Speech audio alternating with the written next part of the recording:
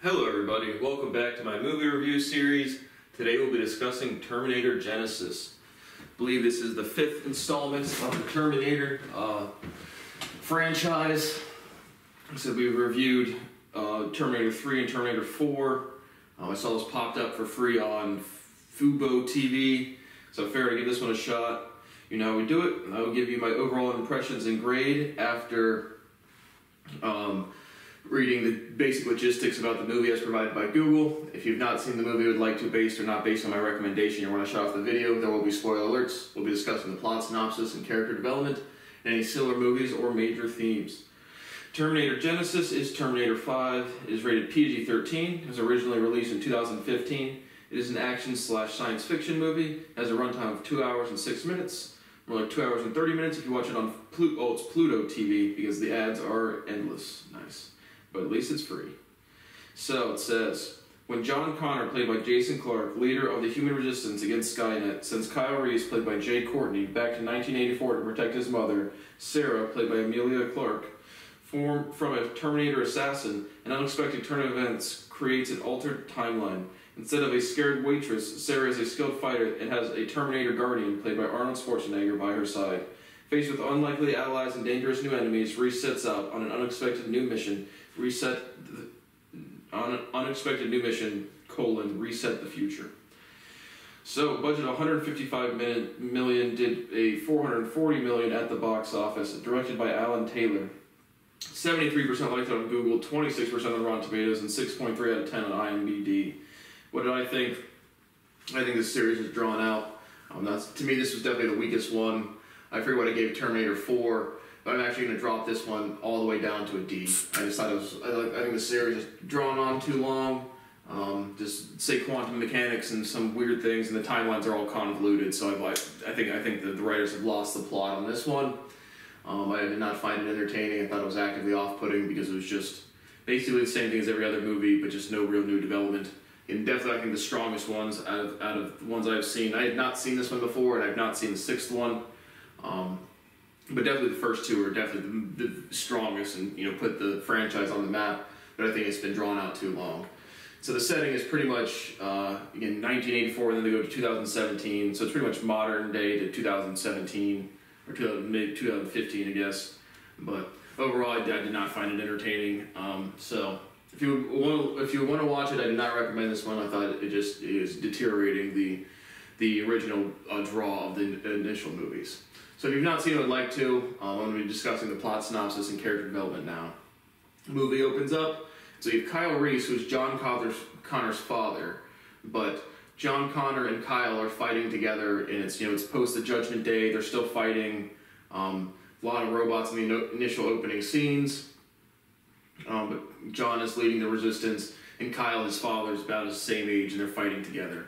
And so after they do some, I don't know if they're in Los Angeles or Chicago or wherever, or Colorado, I think, but they plant some bombs and attack a Skynet center core area, and they do it successfully, and now they need to send a human back to protect Sarah Connor, his mom. And so Kyle Reese volunteers, a bunch of people volunteer, and he gets into this time-traveling thing. And right as he's getting sent back in time to 1984, he sees a Terminator grab John Connor and be like, I'm going to get you or something. And so Kyle starts having memories from different timelines, there was no continuity to the plot whatsoever. A bunch of broken physics and absolutely nothing novel for me.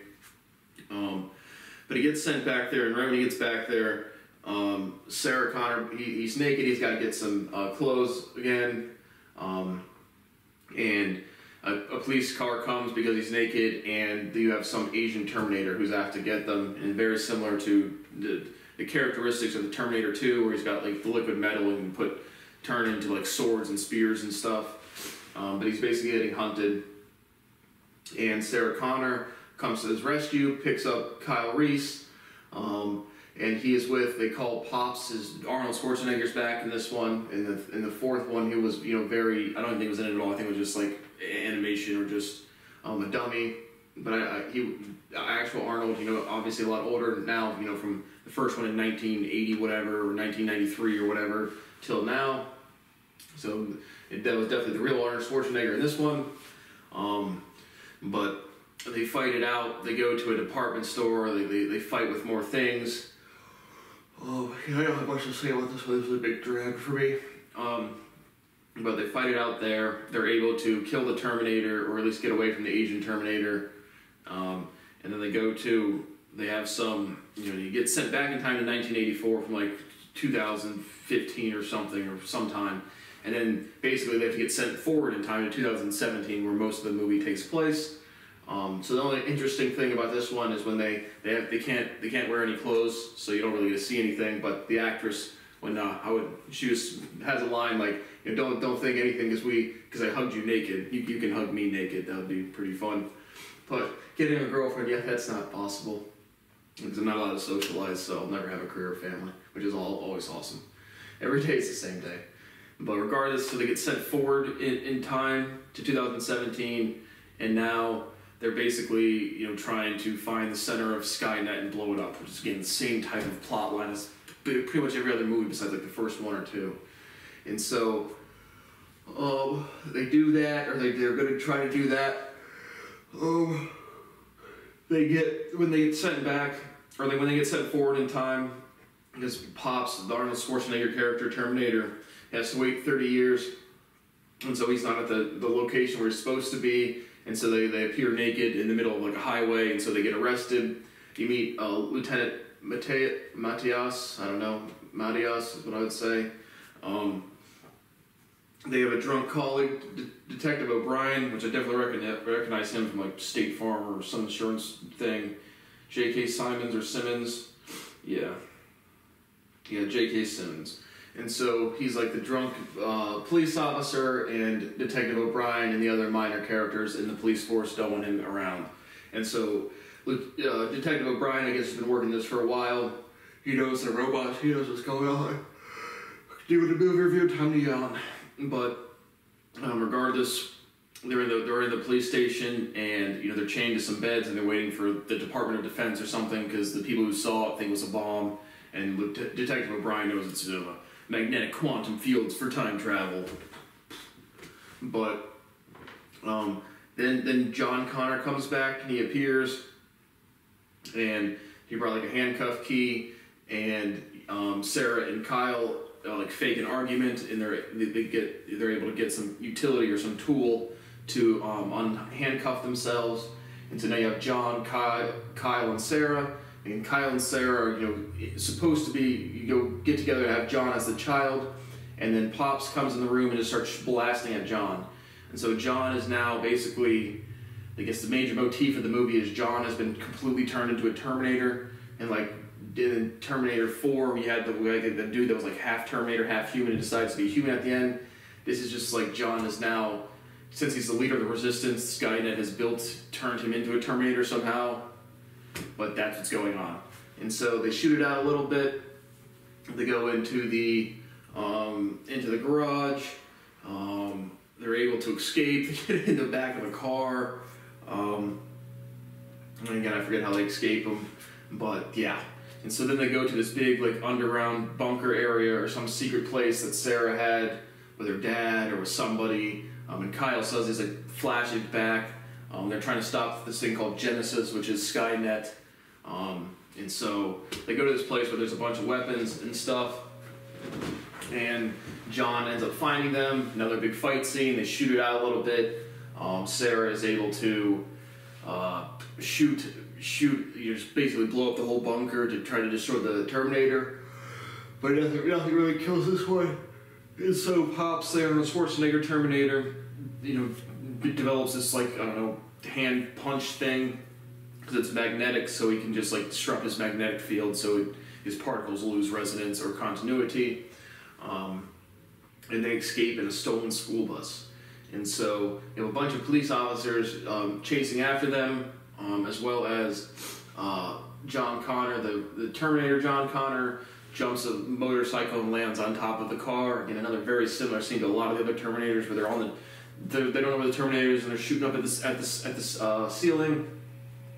But regardless, that's what happens, and they kind of get pinned. They're in San Francisco. They're on the Golden Gate Bridge, and it tips over again, very similar to Jurassic Park 2, where the chick is laying on the glass and the handbag falls down and crashes. Sarah and Kyle are able to hold on to Pops, and the school bus falls down around them, carrying John with them. And so Sarah, Kyle, and Pops all get arrested.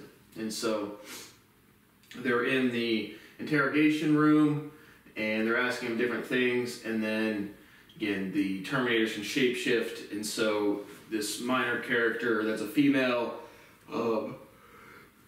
Pops can sense that she, or it turns out to be John Connor's Terminator, but he can sense that there's a Terminator around, and so he looks through the one-way glass and looks directly at him. And then the female Terminator shoots all the police officers, and it's John, shapeshifts back to John. And so now you have one final action sequence where they're going to the center of Skynet to blow it up. So they go there, they have some countdown to Genisys is going on. They plant some bombs. It speeds up the evolution of this internet thing that's going to take over the world. And and so John Connor appears again. Once again, he's back there, gets there quick, and they fight it out a little bit. They're not able to destroy set off, detonate the bombs, and so John and Pops fight a little bit. Pops is able to basically wound him or just slow him down with this magnetic field disruptor thing. Maybe playing Halo Infinite with the disruptor. Disrupted. But regardless, Pops is able to hold John Connor down in this time travel machine thing, which again only can take human flesh or nothing metallic, and so it's going to rip them both apart. And so Sarah's sad that she's going to lose Pops, who's been watching over her since she's been 12, or 9 or whatever. And so a big explosion happens. Kyle and Sarah are able to get into a safe room. Pops falls into this liquid metal thing, and he ends up living or surviving. And John Connor, the Terminator that's been, I don't know, he dies. And so Kyle, Sarah, and Pops all live. And they go visit Kyle Reese, visits his self that's younger. He's there's a Kyle Reese that's 12. And so he basically tells him, remember, Genisys is Skynet. And so that's kind of the resolution of the movie. Now they're kind of free. And so I don't know, this one was just off-putting for me. I thought they really lost the plot, and there was no continuity or anything novel as opposed to any of the previous movies. And so if the final one pops up on something free, I might watch it. But overall, this one was off-putting for me. I thought they did not need to make this, or again, just not a good movie. So overall, D. So thank you for watching my review of Terminator Genisys, and I will see you on the next one.